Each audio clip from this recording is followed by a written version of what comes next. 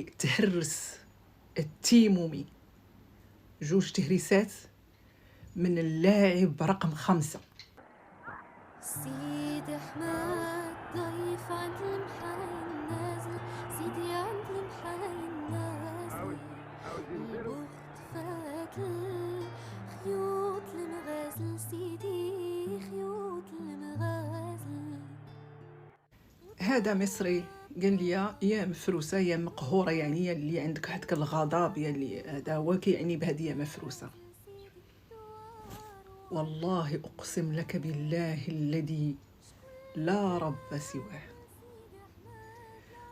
وكانت هذيك الوقت اللي تهرس التيمومي 2 تهريسات من اللاعب رقم 5، اللي كان فيما كان كيدخل التيمومي كان حط عليه العين باش يهرسو، بما انه عربي مع عربي. انا تأثرت. كان ذاك الوقت عمري تقريبا 6 سنوات، وأتذكر أبي ونظرات أبي، وكيف بدأ أبي مع أستسمح يتقيأ.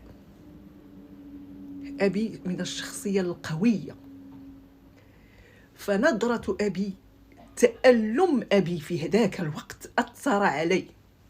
6 سنوات، ولحد الآن أبي لن ينسى هذا الموقف أبدا. ذكر إن الذكرى تنفع المؤمنين. فبما أن أبي من القوات المسلحة الملكية، رأينا أنا الآن حينما زعما كنمشي اليوتيوب وأرى قسوة اللاعبين وكرههم للاعبين المغاربة، لأن شي واحد كيبغي يهرس لك رجليك، يعني قضى على المسيرة الرياضية ديالك. يعني فهمتي شنو هي قضاء على المسيره؟ وباغيين تقضيو تا، يعني كنشوف حنا كنوليو مخلوعين، لان فيكم نظره غل وحقد على اللاعب عربي مثلا. ما نقولوش لان عندكم انتم المسيح وعندكم الاقباط وعندكم المسلمين، ولكن تهرسوا لاعب اسمه عبد الله رقم 5. فمن ذاك الوقت يعني لن أنسى أبدا تألم أبي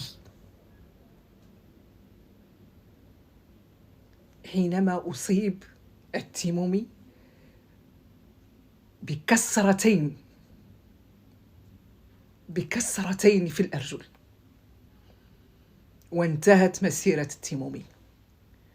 ولم تنتهي قصة التيمومي من بالنا. فحينما أرى لاعبا مصريا لا أحبده، ليس حقدا، ولكن تركتم بصمة لن ننساها مدى الحياة. فلهذا قلت فرعون قد طغى في الأرض، بلد الفراعنة الذي ليس لديهم رحمة على اللاعبين المغاربة. مع أننا حينما تأتون للمملكة المغربية نرحب بكم ترحيبا لم يره أي أحد مغربي في بلدكم. سيدي حماد ضيف عند المحاين نازل، سيدي عند المحاين نازل.